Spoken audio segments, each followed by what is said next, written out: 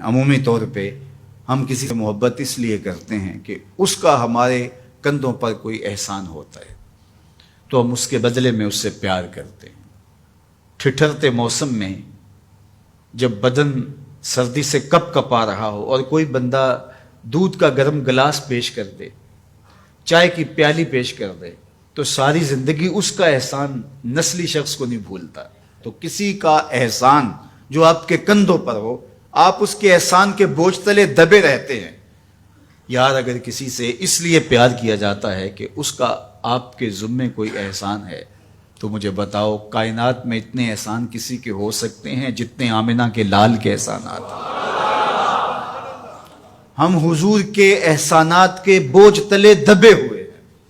میں یہ بات اکثر کہا کرتا ہوں کہ ہمارے بدن پہ اتنے بال نہیں ہیں جتنے رسول اللہ کے احسانات ہیں۔ ہم اپنے وجود میں بھی ان کے مرہون منت ہیں۔ اگر وہ جلوہ گر نہ ہوتے اس کائنات کو خلعت وجود ہی نہ ملتا۔ یہ دنیا بنائی ہی گئی حضور کے لیے۔ انسانیت مقروض ہے جناب رسالت مآب صلی اللہ علیہ وآلہ وسلم کی۔ کیا آپ نہیں جانتے کہ باپ اپنی بیٹی کو زندہ درگور کر دیتا تھا؟ تو بتاؤ یہ کتنا بڑا ظلم تھا۔ اور میرے اور آپ کے آقا و مولا نے اس زمانے میں جب بیٹیوں کو زندہ درگور کر کے باپ فخر کر رہا تھا، فرمایا لوگوں سن لو، میری فاطمہ میرے جگر کا ٹکڑا ہے۔ کسی سے اس لیے پیار کیا جاتا ہے کہ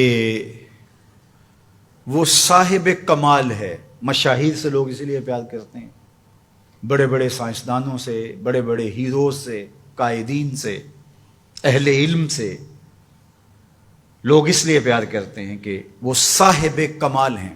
تو کوئی لاؤ نا ایسا صاحب کمال جس نے انگلی کا اشارہ کیا ہو چاند ٹکڑے ہو کے قدموں میں آیا۔ کوئی لاؤ نا ایسا صاحب کمال جس کے ہاتھ اٹھے ہوں سورج پلٹ کے عصر کے وقت پہ آیا ہو۔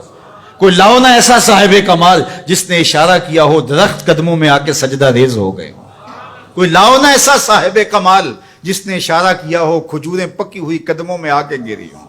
او سڑیاں کھجوراں اگا جان دائے، او پتھراں نو کلمے پڑھا جان دائے، قطرے کو سمندر ذرے کو ستارہ کرتے ہیں، کونین کو خم آ جاتا ہے جب زلف سنوارا کرتے ہیں۔ کوئی لاؤ تو صحیح زمانے میں ایسا۔ اچھا کسی سے پیار اس لیے بھی کیا جاتا ہے کہ مستقبل میں اس کی کوئی ضرورت پیش آنی ہوتی ہے تو بندہ تعلق رکھتا ہے۔ تو اگر یہ غرض ہے محبت کی تو بتاؤ نزع سے اوکھا ویلا ہو سکتا ہے؟ بتاؤ حشر سے کوئی اوکھا ویلا ہو سکتا ہے؟ اس اوکھے ویلے نہ باپ کام آئے گا، نہ ماں کام آئے گی، نہ بہن کام آئے گی، نہ بھائی کام آئے گا، نہ بیوی، نہ دوست، نہ اولاد، نہ مال، کچھ بھی کام نہیں آئے گا۔ اگر وہاں کام آئے گا تو آمنہ کا لال ہی کام آئے گا۔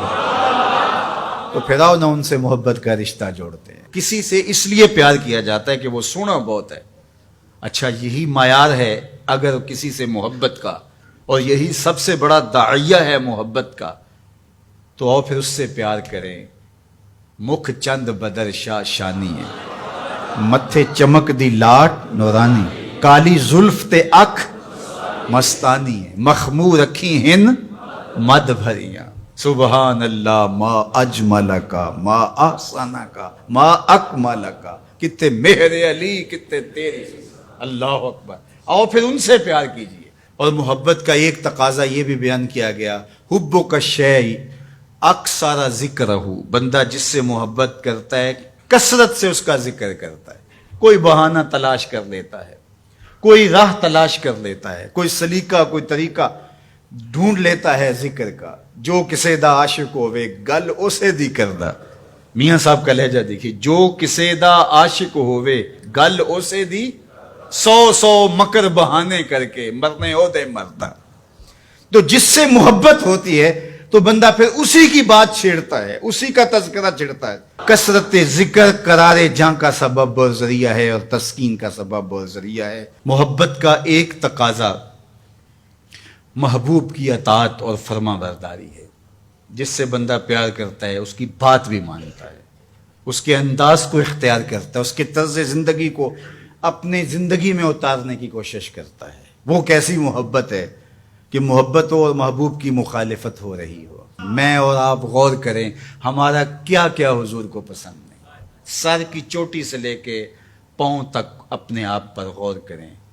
اپنی شادی بیاہ سے لے کے عقیقے ولیمے تک اپنے انداز زندگی پہ غور کریں. اپنے بچپن سے لے کے بڑھاپے تک اپنی زندگی پہ غور کریں. اپنے کاروبار سے لے کر کے طرز معاشرت پر غور کریں. حضور کے نام کے نعرے لگاؤ، حضور پہ درود پڑھو، حضور کے حسن کا ذکر کرو، حضور کی نعتیں پڑھو، محافل سجاؤ، حضور کے لیے قربانیاں پیش کرو. لیکن کیا ہم اپنے جذبات کی قربانی نہیں دے سکتے؟ اپنی زندگی کو ان کی محبت کے سانچے میں نہیں ڈال سکتے؟ اگر ہم نہیں ڈال سکتے ہیں تو پھر ہماری محبت ابھی خام ہے، ابھی کچی ہے. یہ ربیع الاول کا موسم یہ ہمیں موقع فراہم کرتا ہے. کثرت ذکر محبت کی نشت کا سبب ہے. حضور کے جمال کا تذکرہ حضور کی محبت کی نشت اور نہضت کا ذریعہ ہے. حضور کے فضائل و مناقب کی باتیں سننا حضور سے پیار کو بڑھانے کا ذریعہ ہے. اور پیار جب پیدا ہوتا ہے تو پھر اس کا لازمی نتیجہ عمل اور عملی زندگی بھی ہے. اس لیے اس موسم کو بھرپور گزاریے گا، اچھے انداز سے گزاریے گا، اور میلاد کے نام سے کسی خرافات سے اپنے آپ کو محفوظ رکھیے گا. یہ دھوم دھڑکے، یہ ڈھول باجے اور یہ رسے باندھ کر کے راستوں کو بلاک کر کے لوگوں کو اذیت پہنچانا، یہ میرے نبی کا طریقہ نہیں ہے. خوبصورت انداز سے گھروں میں درودوں کی محافل سجائیے گا. اپنے بچوں کو بٹھا کے سونے محمد پہ درود پڑھیے گا. مساجد میں حضور کے ذکر کی محافل کیجیے گا. صدقہ و خیرات کیجیے گا. اپنی ہمسائیگی پر، اپنی رشتہ داری پر غور کیجیے گا، اور جہاں ضرورت ہو وہاں آپ ان کی مدد کے لیے پہنچیں. یہ میرے حضور کا طریقہ اور یہ حضور کا انداز ہے. پیر کے دن کا ان ایام کے اندر آپ سے ممکن ہو تو روزہ رکھیے گا. یہ حضور کی خوشنودی کا سبب ہے. اللہ کے حضور شکرانے کے نوافل ادا کیجیے گا.